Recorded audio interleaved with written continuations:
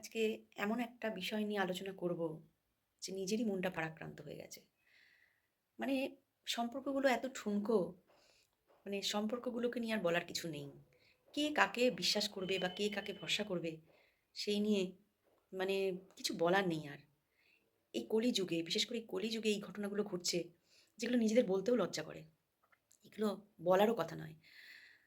এই যে divorce case, divorce এখন বেড়ে গেছে, এটা সত্যি কথা। প্রচণ্ড বেড়ে গেছে।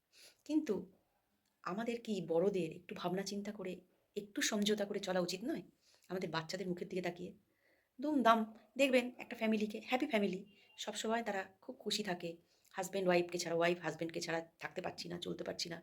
কিন্তু দেখবেন দুম করে একদিন তাসের ঘরের মতো সংসারটা ভেঙে গেল। তার মানে কি ভেতরে ভেতরে তাদের ভাঙনটা অনেক দিন ধরেই চলছিল, কিন্তু যেটা তারা দেখাচ্ছিল সেটা সত্যি নয়। তারা সমাজকে অনেক কিছুই দেখায়, কিন্তু দেখালেই ভাববেন না যে ওদের মধ্যে সত্যি সত্যি সব কিছু ঠিক আছে।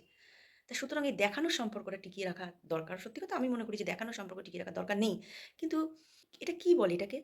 এই যে আপনারা দুমদাম একটা এই যে হিরণময় চ্যাটার্জী, যিনি একজন অভিনেতা, বিধায়ক, আমি সবকিছু ছেড়ে মানুষ হিরণময়কে নিয়ে আমি কথা বলতে চাইছি যে আপনি এটা কি করলেন?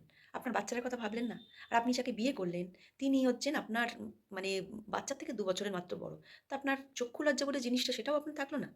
আর আপনি ভাবলেন না যে আমার বাচ্চাটার উপর কি এফেক্ট পড়বে? সে স্কুল যাবে, বড় হয়ে কলেজে যাবে। সবথেকে বড় কথা, দুদিন বাদে সেও বিয়ে করবে, বিয়ে-থা করবে। তার কি তাকে কি কথা শুনতে হবে না? সেই কথা শুনে সে হীনমন্যতায় ভুগবে না? আপনাকে কি সে একবারও দোষারোপ করবে না? আপনার প্রতি ঘৃণা জন্মাবে না? আপনি কি কথা ভাবতে পারলেন না? ভেবেও তো আপনি সংসারটা টিকিয়ে রাখতে পারতেন। কি আছে জীবনের? তা প্রত্যেকের আপনাদের বাবা-মাদের উচিত বাচ্চার কথা ভেবে নিজেকে সংযত রাখা।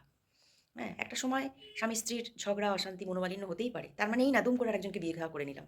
আরেকজনের সাথে সম্পর্কে জড়িয়ে পড়লাম। এটা কি ঠিক? আমাদের সমাজটাকে আমরা নিজেরাই কোথায় নিয়ে যাচ্ছি? একটু ভেবে দেখবেন।